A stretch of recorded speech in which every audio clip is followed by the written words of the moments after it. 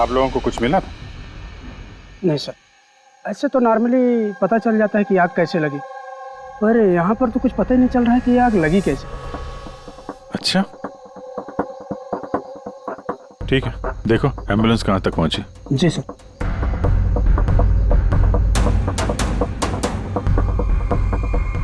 बहुत बुरी तरह से झुलस गया।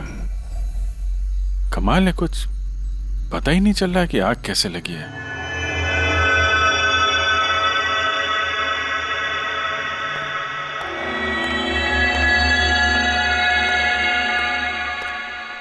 कैसे हुआ ये सब? सब कुछ तो बिल्कुल ठीक था, पता नहीं ये आग कहाँ से लग गई। इतने सारे लोगों की बद्दुआएं तो लगेंगी ना। क्या कहा तुमने? पता चला था सर कि दिलीप साहब किसी कोर्ट के केस में फंसे हुए थे। काफी बड़ा चक्कर था, लेकिन अभी कुछ दिन पहले छूट भी गए थे। काफी लोग नाराज भी थे इस बात से। कहीं इसी चक्कर में किसी ने दिलीप को मार तो नहीं दिया? नहीं, कोर्ट ने बरी कर दिया था मेरे पति को, उन्होंने कुछ भी नहीं किया। क्या केस क्या था? 9 साल पहले जीजू के थिएटर में आग लग गई थी, जिसके कारण कुछ लोगों की मौत हो गई थी और सारा इल्जाम जीजू पर आ गया था। ऐसे कैसे हवा में आग लग सकती है? जरूर किसी की प्लानिंग है। किसी पे शक है आप लोगों को? कौन कर सकता है? कोई भी कर सकता है, अनीता भी कर सकती है। कौन कौन अनीता? टोनी की वाइफ, और वो आज यहाँ आई भी थी।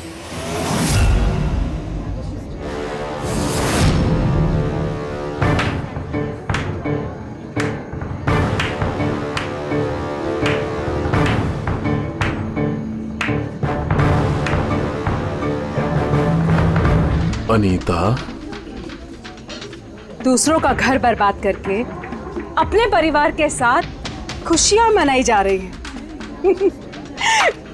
वेरी गुड, वेरी गुड, वाह। लेकिन एक बात याद रखना, उन लोगों की तरह तुम भी तड़प तड़प के मरोगे। सिक्योरिटी! ए चुप! आवाज नीचे। निकालो उसको बाहर, निकालो! आउट! लगता है तुम दोनों अपने अंजाम से वाकिफ नहीं। तुम्हारा बुरा समय अब शुरू हो गया है, याद रखना।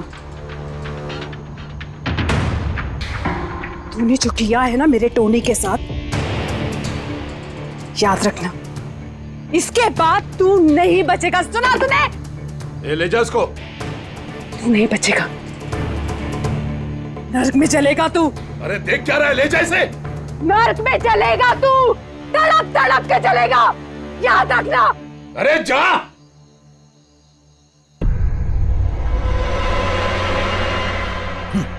Let's enjoy Rohan. अरे भूल जाओ।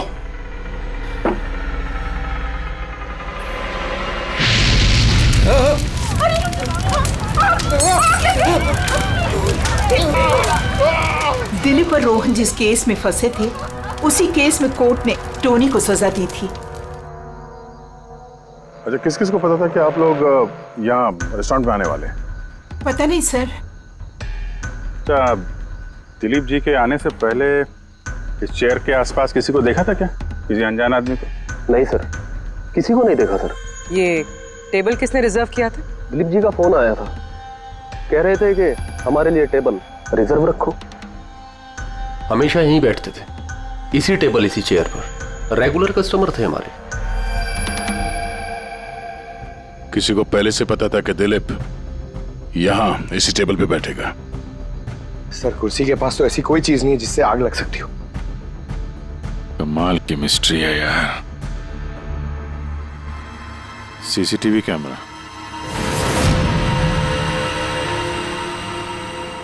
इसकी फुटेज से पता चलेगा क्या हुआ था यहाँ पे। ओह माय गॉड, ये सब कैसे हो गया? कौन कर सकता है सब? उसी ने जिसने दिलीप का खून किया, सबूत मिटाने के लिए। वैसे कैसे कोई मॉनिटर रूम में घुसा है? सिक्योरिटी कहाँ है तुम्हारी? सर, इस रूम में सिक्योरिटी की जरूरत ही नहीं है, इससे पहले कभी ऐसा हुआ ही नहीं है। सर, सर मुझे नहीं लगता उसके पास टाइम होगा सीसीटीवी फुटेज डिलीट करने का। सर, उसने बस तोड़फोड़ कर दी है। अगर हम किसी एक्सपर्ट को बुलाते हैं सर तो वो शायद हार्ड डिस्क से रिकवर कर पाए सर।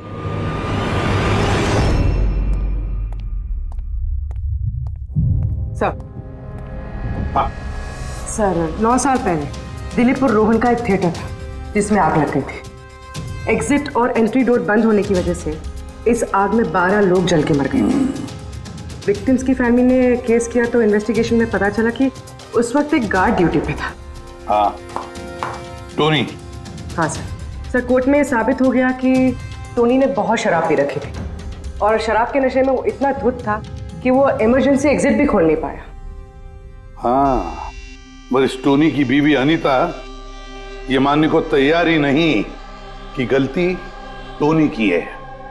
सर सिर्फ उसका ही नहीं, बहुत सारे न्यूज़पेपर आर्टिकल्स ने भी कोर्ट के इस फैसले के खिलाफ आवाज उठाई थी। जब ये हादसा हुआ था उस वक्त दिलीप और रोहन के खिलाफ सॉलिड एविडेंसेस थे, लेकिन फिर केस चलता रहा। 9 साल हो गए। कुछ विटनेसेस ने गवाही बदल दी और कुछ कंट्री से बाहर चले गए। सर, दिलीप और रोहन ने जरूर पैसे और पावर का इस्तेमाल किया होगा और ये बात टोनी को पता चल गई होगी। उसी ने भेजा होगा अनीता को दिलीप को मारने के लिए। पर फ्रेडी, जब अनीता वहां थी ही नहीं तो आग लगाई कैसे? नहीं, सिक्योरिटी वालों ने तो उसे बाहर निकाला था रेस्टोरेंट में से।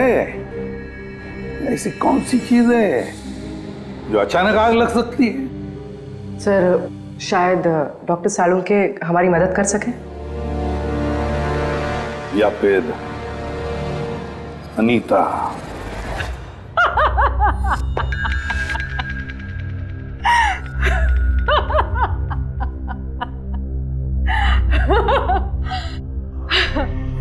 किस बात पे इतना हैरान है? मेरी हंसी पे क्या दिलीप की मौत पे? दिलीप की मौत पे तुम इतना खुश क्यों हो रही हो? अब मैं खुश नहीं होंगी तो और कौन होगा? कल रात रेस्टोरेंट से निकलने के बाद तुम कहाँ गई थी? जेल, अपने पति से मिलने। वार्डन के पास सारे रिकॉर्ड हैं, आप चाहें तो चेक कर सकते हैं। वो तो हम करेंगे, और ये भी कि आखिर तुमने वो आग लगाई कैसे? कोई काला जादू किया तुमने? दिलीप को अचानक आग कैसे लग गई? काला जादू आता तो जरूर करती, पर मैं बहुत खुश हूं। ये दिलीप भी उसी तरह तड़प तड़प के मरा है जिस तरह 9 साल पहले वो बेकसूर लोग मरे थे, जिसकी सजा मेरा पति टोनी भुगत रहा है। तुम ये कैसे कह सकती हो कि टोनी की गलती नहीं थी? तुम तो वहां थी नहीं। मैं वहां नहीं थी, लेकिन टोनी यहाँ था। उस दिन उसकी तबीयत खराब थी।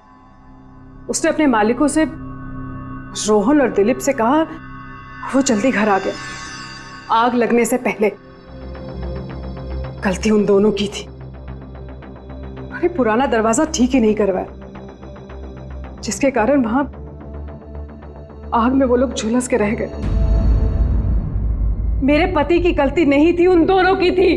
तो बहुत गुस्सा आया होगा ना तुम्हें? दोनों को मारने का भी मन किया होगा। 12 लोग मरे हैं वहां। मुझसे कहीं ज्यादा गुस्सा उन लोगों के परिवार वालों को आया होगा, पर वो बहुत खुश होंगे अब दिलीप की मौत की खबर सुनके। बहुत खुश होंगे। वो लोग और भी खुश हो जाएंगे जब रोहन चल के मरेगा।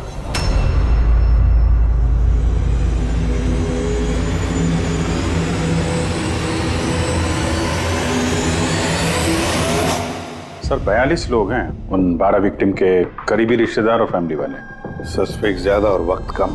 सर सबसे पहले इन 42 लोगों में से उन लोगों के नाम हटा देते हैं जो कल दिलीप की मौत के वक्त शहर में नहीं थे। सर 9 साल हो गए इस बात को। शायद कितने लोग देश भी छोड़कर चले गए होंगे, और कुछ लोगों की मौत भी हो गई होगी।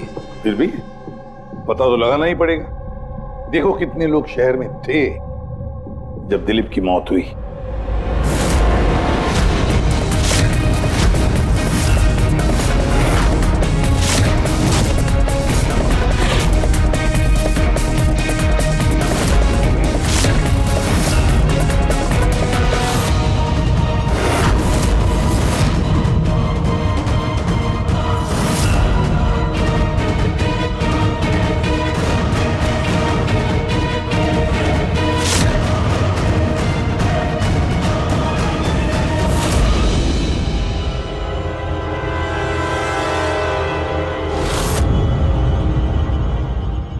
पंकज, कितने बजे? 27 लोग हैं सर, जो उस वक्त शहर में थे और उनके पास दिलीप को मारने की वजह थी। ठीक है, बुलाओ सबको ब्यूरो में, देखते हैं क्या कहानी सुनाते हैं ये लोग अपनी बेगुनाही की। जेम्स, तुम्हारे पिताजी 9 साल पहले थिएटर में लगी आग में जलकर मर गए, है ना? Yes sir. आपके हस्बैंड फिल्म अकेले देखने गए थे? उस दिन मैं बिजी थी, इसलिए वो अकेले ही चले गए। कल रात कहाँ पर थे तुम? सर मैं अपने फ्रेंड्स के साथ था। सर मैं पासपोर्ट ऑफिस गया था। उन दोनों को मैं ऐसे बच के नहीं जाने दूंगी। तो क्या किया तुमने? सोचा कि दिलीप से फेस टू फेस मिलूंगा और उससे पूछूंगा कि तुमने ऐसा क्यों किया। सर उसके बाद मैं अपने फ्रेंड के साथ घर पे गया। मैं अपनी वाइफ के साथ मॉल में था। सर आप मेरे फ्रेंड से पूछ सकते हैं। सर मैं उससे मिलता तो रेस्टोरेंट तक जिंदा नहीं पहुंच पाता। दिलीप को उसके किए की सजा मिल गई। मुझे मालूम चला रेस्टोरेंट से कि दिलीप के साथ क्या हुआ तो दिल को सुकून मिला सर। अब बचा रोहन, उसको भी उसके किए की सजा जरूर मिलेगी। अब इन 27 लोगों में से उन लोगों के नाम रहने दो जो घुमा फिरा के जवाब दे रहे थे और जिन्होंने अपने जवाब पहले से ही तैयार करके रखे थे।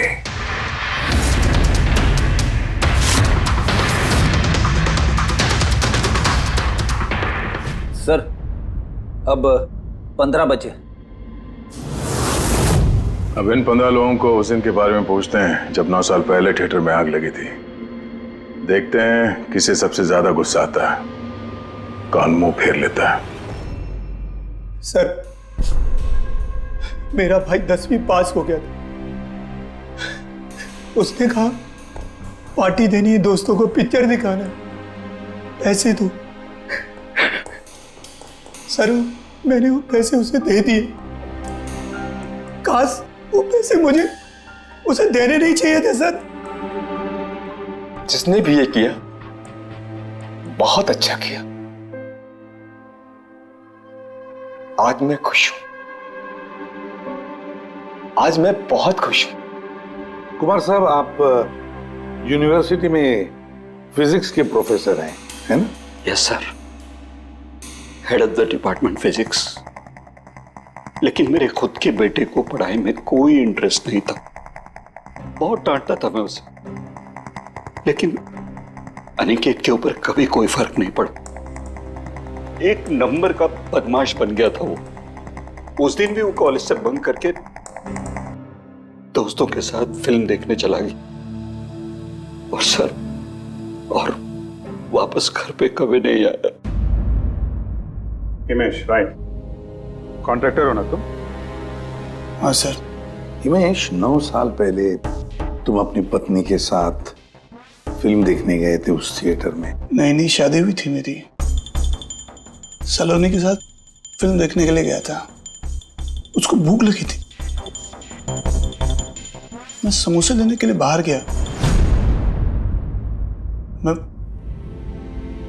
मैं वापस आया तो देखा वहां के दरवाजे लॉक हो गए थे। वहां अंदर से लोगों के चिल्लाने की आवाज आ रही थी और धुआं निकल रहा था वहां से। मैंने सब दरवाजे खोलने की बहुत कोशिश की, मैंने बहुत कोशिश की। मैं पागलों की तरह दरवाजा को ठोकता रहा, पीटता रहा। सलोनी कहीं चिल्लाता रहा, अरे कोई दरवाजा खोल दो यार, सलोनी। लेकिन मैं कुछ नहीं कर सका सर, मैं कुछ नहीं कर सका। अपनी सलोनी को मैं बचा नहीं सका। वहां पे एक गार्ड भी था ना, टोनी, उससे भी दरवाजा नहीं खुला क्या? नहीं था सर।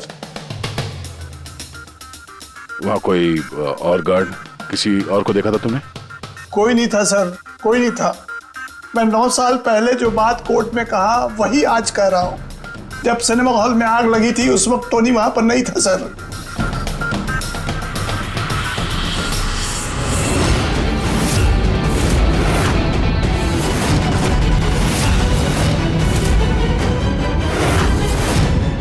सर ये हैं हमारे फाइनल 15 सस्पेक्ट जो दिलीप को मार सकते हैं। सो कॉप्स कह रहे थे कि फायरमैन को भी पता नहीं चला कि आग का एग्जैक्टली सोर्स क्या था। उन लोगों को तो जनरली ढूंढ कर पता चल जाता है। कि वहां पर ऐसी कौन सी चीज थी जो तुरंत आग पकड़ती है, लेकिन उन्हें पता नहीं चला। उन्हें पता नहीं चला। उन्हें इसलिए पता नहीं चला क्योंकि उस चीज की न तो कोई खुशबू थी न कोई रंग था। Exactly sir. मतलब अगर लिक्विड होता ना तो इस दिलीप को पता चलता जब वो चेयर पे बैठता, उसे फील होता। और अगर पाउडर होता तो हमें टेस्टिंग में पता चल जाता। इसका मतलब ये तो गैस। इसका मतलब ये गैस है। गैस?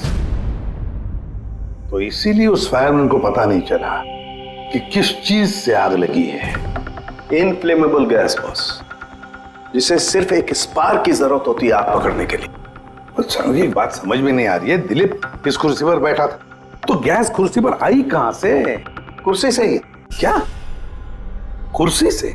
वो ऐसे बॉस, जिस चेयर पे ये दिलीप बैठा था उसके नीचे की तरफ किसी ने ज्वलनशील गैस का स्प्रे किया हुआ था। मरते वक्त दिलीप के कांटेक्ट में दो चीजें थी। एक तो ये चेयर जिस पे वो बैठा था और एक वाइन का ग्लास जो उसने हाथ में पकड़ा हुआ था। हमने ये दोनों चीजें चेक की तो इस चेयर के ऊपर से हमें इनफ्लेमेबल गैस के कुछ ट्रेसेस मिले। बॉस, हमारे आसपास वातावरण में स्वतः ज्वलनशील पदार्थ होते हैं जो कभी कभी स्पॉन्टेनियसली जल जाते हैं, जैसे कि मार्श गैस एक नेचुरल बायोगैस है और ज्वलनशील गैस इसका मेन कंपोनेंट है। मतलब इनफ्लेमेबल गैस कभी भी हवा में ऐसे ही जल जाती है? नहीं फ्रेडी, अपने आप नहीं। जब वातावरण में बहुत ज्यादा गर्मी पैदा हो जाती है और वो वातावरण की ऑक्सीजन के साथ मिल जाती है तो एक सुपर हाई टेम्परेचर का निर्माण होता है, जिसकी वजह से ये आग लगती है। लेकिन सालून के साहब, वहां तो ऐसे कोई हाई टेम्परेचर वाली चीज थी नहीं। एग्जैक्टली ऐसा कोई डायरेक्ट सोर्स नहीं था जिससे गर्मी पैदा हो सके बॉस। इसीलिए मुझे लगता है खूनी ने कोई एक्स्ट्रा डिवाइस का इस्तेमाल किया है ये अचानक इतना ज्यादा टेम्परेचर बढ़ाने के लिए। और ये कुर्सी तो तैयार बैठी थी, इसे तो सिर्फ एक स्पार्क की जरूरत थी। पर सर, ऐसे कोई हीट कैसे पैदा कर सकता है? हाँ, कर सकते हैं ना पूरे। जैसे उदाहरण के तौर पर मैग्नीफाइंग ग्लास। मैग्नीफाइंग ग्लास पर सूरज की किरणों को खास तरीके से फोकस करके हम बचपन में कागज जलाया करते थे।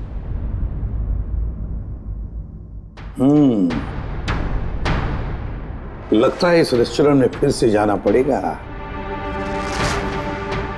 पता लगाना पड़ेगा किस चीज से आग लगी है।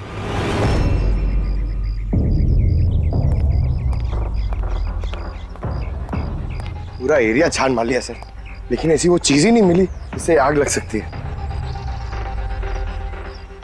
और ये ओपन रेस्टोरेंट है।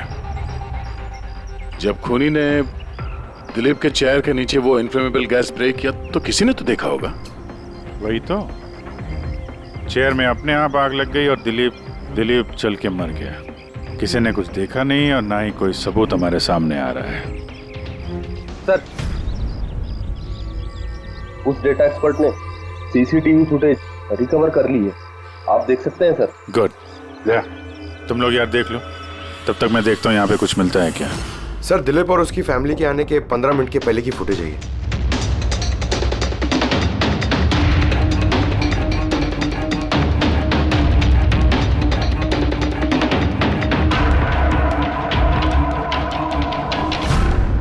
ये कुर्सी चेंज कर रहा है। इसका कोई दूसरा एंगल है क्या? इसी टाइम का चेक कर। एक मिनट सर।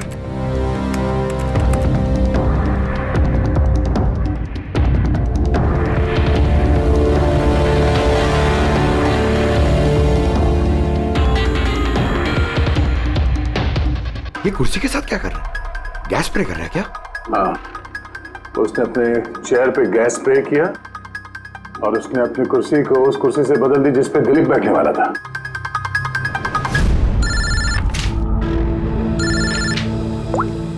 आ गया। अच्छा,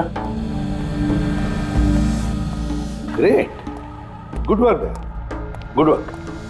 क्या हुआ सर? जिसने भी दिलीप की कुर्सी के साथ छेड़खानी की ना, उसका पता चल गया है। वो एक आदमी है, उसका मिलता जुलता हुलिया भी मिला है। अब देखते हैं, जय भेजने वाला है फोटोग्राफ।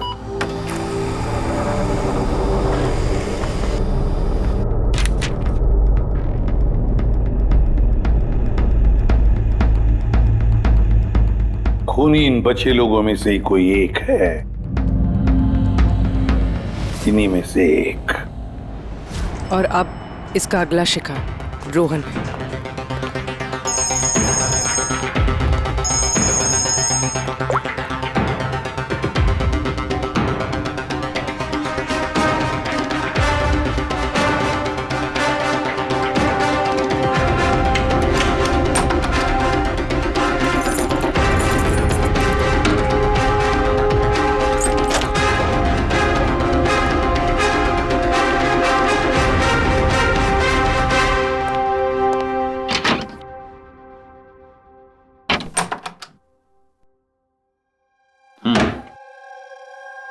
मुझे लगता है कोई मेरी और दिलीप की रिहाई से खुश नहीं है। मेरी जान को खतरा है यहाँ पर। I will talk to you later. Bye. Sir everything is okay. All right, तुम यहीं पर रहना और किसी को भी अंदर मत आने देना। Be alert. Okay? Okay sir.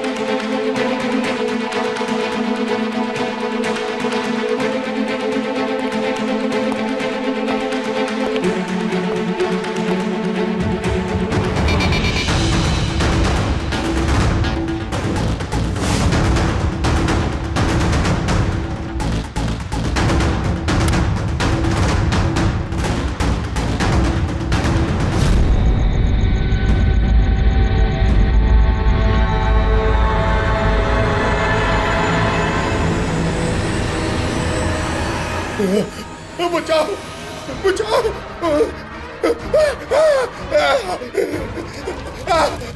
बचाओ। पानी पानी बचाओ बचाओ। कोई है?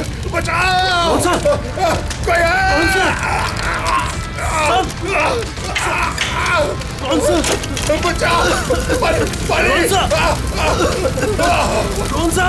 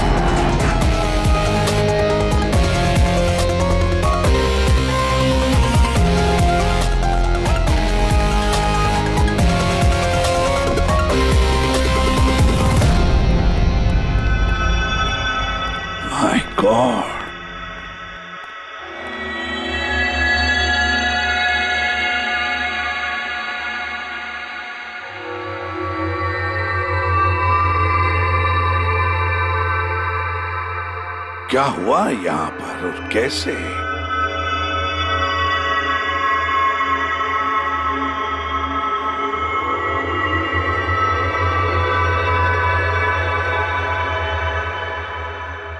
यहाँ पर भी और किसी किस्म की कोई स्मेल नहीं, सिवाय इस जली हुई लाश की बदबू के। यानी ये मर्डर भी इन्फ्लेमेबल गैस से हुआ है? शायद। ये सब हुआ कैसे? हाँ? सर मैं रोहन सर का बॉडीगार्ड हूं सर। अच्छा, तो फिर ये आप लोग कहाँ थे जब ये सब हुआ? सर रोहन सर ने मुझे बाहर निगरानी के लिए कहा था, तो थोड़ी देर के बाद सर उनके चिल्लाने की आवाज आई तो मैं उनके कमरे की तरफ भागा, लेकिन सर दरवाजे के चारों तरफ से धुआं देखा तो मैं दूसरी चाबी से दरवाजा खोल के अंदर गया तो देखा कि सर रोहन सर जले पड़े थे। आप लोगों को भी कुछ पता नहीं है। कमाल है, कमरे के अंदर कोई लीड नहीं मिला, शॉर्ट सर्किट नहीं हुआ है, ये पर्दा अंदर से बंद है, ये विंडोज परमानेंटली क्लोज्ड है, कोई बाहर से अंदर भी नहीं आ सकता। अब बाहर से अंदर कोई व्यू भी नहीं है, कोई देख नहीं सकता, तो फिर आदमी मरा कैसे? इससे लगी है आग बॉस।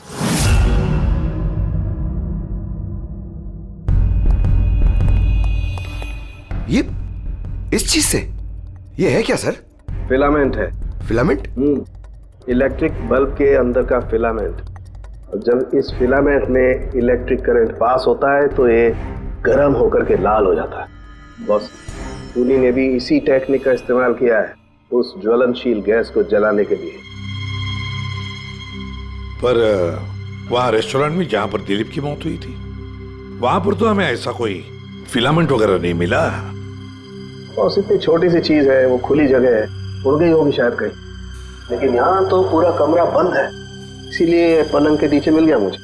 लेकिन सर, फिलामेंट से करंट पास होने के लिए वायर्स का कोई ना कोई कनेक्शन तो होना चाहिए ना बेड तक। होगा, यही कहीं होगा जरूर। तो पूरा बेड चेक कर लिया हमने, कमरा चेक कर लिया, ऐसा तो यहाँ पे कुछ भी नहीं मिला सर। दया, वो दरवाजा कैसा? मैनेजर। Yes sir. वो दरवाजा कहाँ खुलता है? सर दूसरा रूम है जो इस रूम से कनेक्टेड है सर। अब वैसे ये रूम सील्ड रहता है, इसे कोई खोलता नहीं सर। खोलो दरवाजा। Yes sir. आइए सर।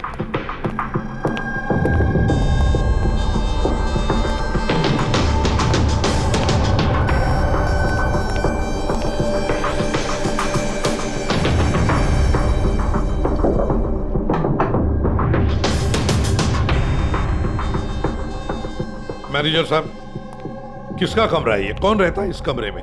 गेस्ट है कोई सर, डिटेल्स चेक करनी पड़ेगी। मंगाओ। Okay sir.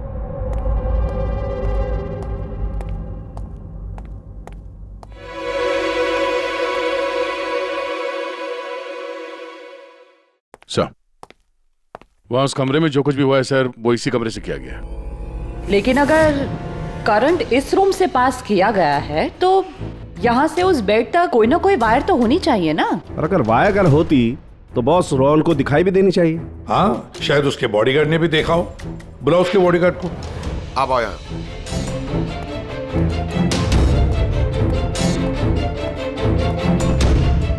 एक बात बताओ, जब तुम रोहन के कमरे में आए थे तब कोई वायर देखी या इस दरवाजे से उस कमरे में जाते हुए कुछ भी?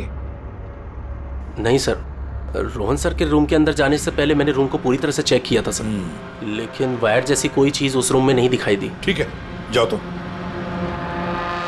जो कुछ भी हो दया, खूनी ने इसी दरवाजे का इस्तेमाल किया।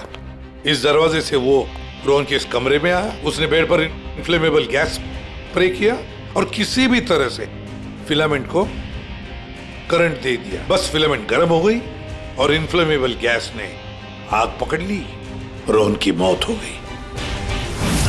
बस एक बात पक्की है, ये जो कोई भी है उससे इलेक्ट्रिक और केमिकल्स की बहुत अच्छी जानकारी है। प्रोफेसर कुमार, फिजिक्स का प्रोफेसर कुमार, उससे बढ़कर और कौन जान सकता है इस सारे मामले में? दया, अच्छा, इस प्रोफेसर कुमार से मिल लो। अच्छा दया, मैं भी चलता हूं तुम्हारे साथ।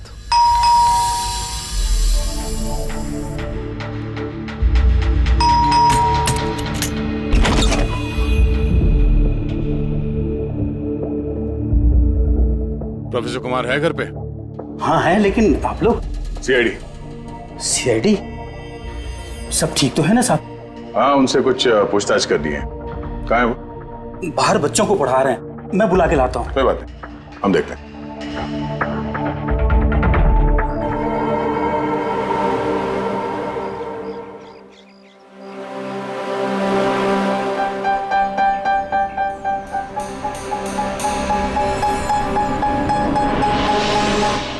मिस्टर कुमार, हमें आपसे कुछ पूछताछ करनी है।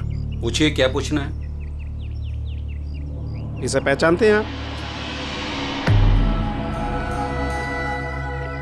ये तो फिलामेंट है। गुड, सही पहचाना आपने। आपको पता ही है फिलामेंट हमें कहाँ से मिला? ये तो आप ही को पता होगा कहाँ से मिला आपको।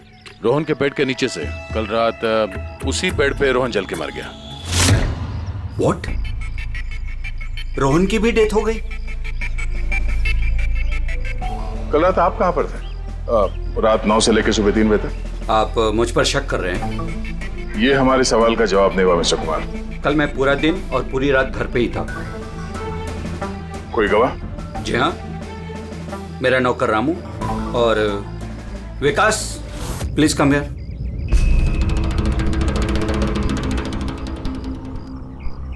Yes sir. इन्हें बताओ मैं कल कहाँ था। सर हमारे एक्स्ट्रा क्लासेस ले रहे थे यहीं पे सर। कितने बजे से कितने बजे तक? सर शाम के 6 बजे से सुबह के 5:30 बजे तक। सर हमारे एग्जाम आने वाले हैं ना, तो हमने इस सर को रिक्वेस्ट किया था एक्स्ट्रा क्लासेस लेने के लिए। ठीक है सर, तुम जाओ बेटा। सर मेरे 5 स्टूडेंट्स और भी हैं जो कल सुबह 9 बजे से लेकर 5:30 बजे तक हमारे साथ थे। कहें तो उनको बुला लूं? ठीक है। अब मैं जा सकता हूं सर, बच्चों को पढ़ाना है। Please please. Thank you.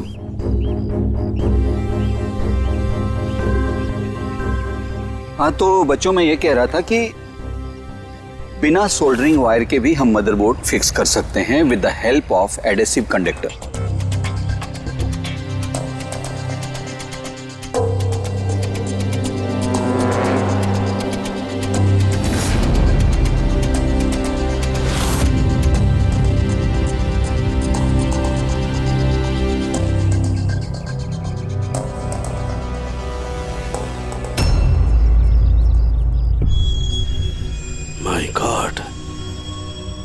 My God यार, ये क्या बात? क्या? अरे यार, ये गलती मुझसे कैसे हो गई? क्या? गॉड, बूढ़ा हो गया हूं मैं। दया, एक काम करो। 1 घंटे बाद फॉरेंसिक लैब में मिलो, कुछ बताऊंगा। 1 घंटे बाद। अरे वो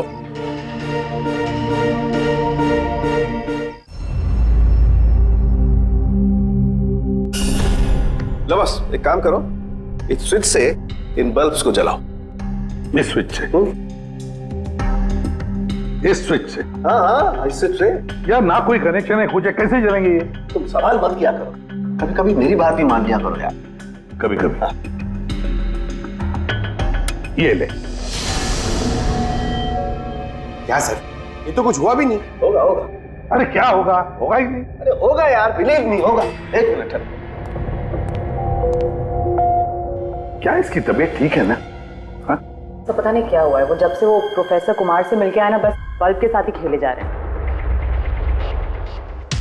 बात बताओ, वो फिंगरप्रिंट्स का क्या रिपोर्ट आया? वही जो फिंगरप्रिंट्स उन्हें होटल वाले से लिए थे और रूम में उठाए थे।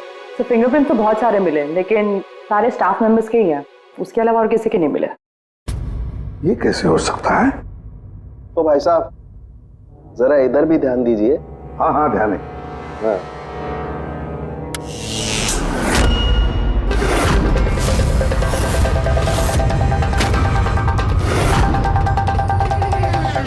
अरे सर, ये बल्ब जलने कैसे लगे? क्या बात है सालूंके साहब, बिना वायर के सारे बल्ब जला दिए। लेकिन सालूंके साहब, ये सब आपने किया कैसे? ठीक वैसे ही हुआ ये फ्रेडी, जैसे कि खूनी ने किया था उस दिलीप की कुर्सी पे और रोहन के बेड पे। जादूगर सालुंखे, जरा साफ साफ बताइए, आपने ये किया कैसे? करंट क्या हवा में से आया? हवा में से नहीं आया बॉस। करंट आया है इलेक्ट्रिक पेंट के जरिए। Electric paint? हाँ, इलेक्ट्रिक पेंट। दरअसल बिजली के जो तार होते हैं वो मेटल के होते हैं, और metal is a good conductor of electricity, इसीलिए करंट उनमें से पास होकर के जाता है। ठीक इसी तरीके से कुछ पेंट भी होते हैं जिन्हें हम इलेक्ट्रिक पेंट कहते हैं, और ये भी गुड कंडक्टर ऑफ इलेक्ट्रिसिटी होते हैं। इनमें से भी इलेक्ट्रिसिटी पास हो सकती है, और कमाल की बात यह है कि ये किसी भी कलर में मिल सकते हैं। जो आसानी से किसी भी बैकग्राउंड में मर्ज भी हो सकते हैं। ओह, इसीलिए हमें होटल रूम में और रेस्टोरेंट में कुछ दिखा नहीं सर। Exactly that. खूनी ने दरअसल होटल के कमरे का और रेस्टोरेंट के फ्लोर का दोनों का कलर इस कलर के साथ मैच किया, इसीलिए हमें दिखाई नहीं दिया। तो ये इलेक्ट्रिक करंट, आई मीन ये जो इलेक्ट्रिक पेंट है, ये आसानी से मिल जाता है? हाँ, मिल जाते हैं। दरअसल इलेक्ट्रिक सोल्डरिंग और रिपेयरिंग के काम में आते हैं, और इनकी सबसे बड़ी खासियत ये है कि ये आमतौर पर नंगी आंखों से दिखाई नहीं देते, सिर्फ इंफ्रारेड लाइट में ही ये दिखाई देते हैं। मैं दिखाता हूं।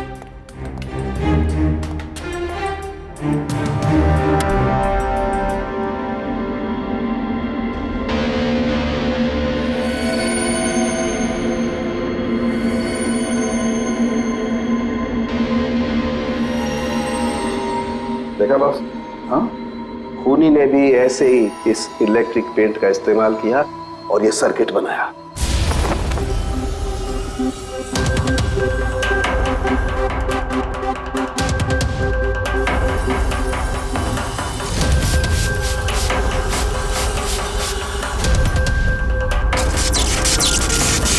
एक बात तो पक्की है, ये जो भी कोई है उसे इन सारी चीजों की पक्की जानकारी है। मगर सर, इनमें से खूनी कौन है? इस प्रोफेसर से तो मिल लिए सर, ये तो नहीं है। ये बंसी?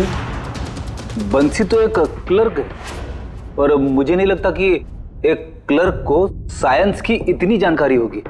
सर, इनमें से सबसे ज्यादा पढ़े लिखे तो ये प्रोफेसर ही लग रहे हैं। कोई ऐसा जो प्रोफेसर जितना इंटेलिजेंट तो नहीं है, लेकिन इसे इन सब चीजों की जानकारी है।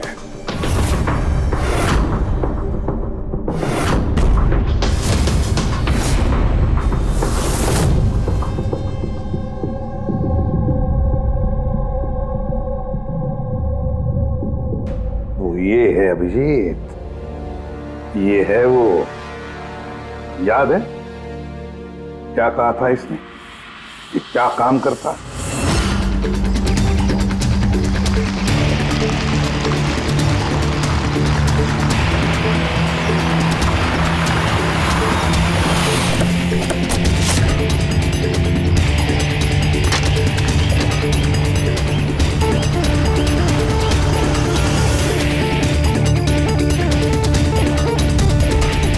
चले ससुराल।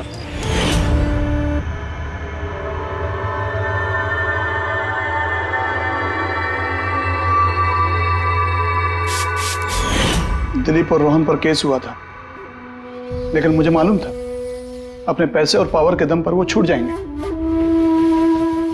लेकिन उनके पास पैसा था तो मेरे पास दिमाग। कई महीनों तक उनका पीछा किया, वो कहां जाते हैं, क्या करते हैं, किससे मिलते हैं, सब कुछ। आखिर मैंने दोनों को मारने की तरकीब ढूंढ ही निकाली, इलेक्ट्रिक पेंट्स और सर्किट्स के जरिए। ये दोनों के बारे में मुझे अच्छी खासी जानकारी थी।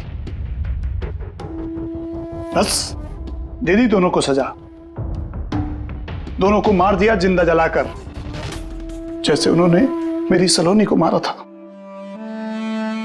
हिमेश, तुम्हारी पत्नी के साथ जो कुछ भी हुआ उसका हम सबको अफसोस है, लेकिन दिलीप और रोहन को मारकर तुम्हें क्या मिला? क्या तुम्हारी पत्नी वापस आ गई? बदले की आग में तुमने 2 लोगों की जानें ली। कानून तुम्हें कभी माफ नहीं करेगा, तुम्हें कड़ी से कड़ी सजा होगी।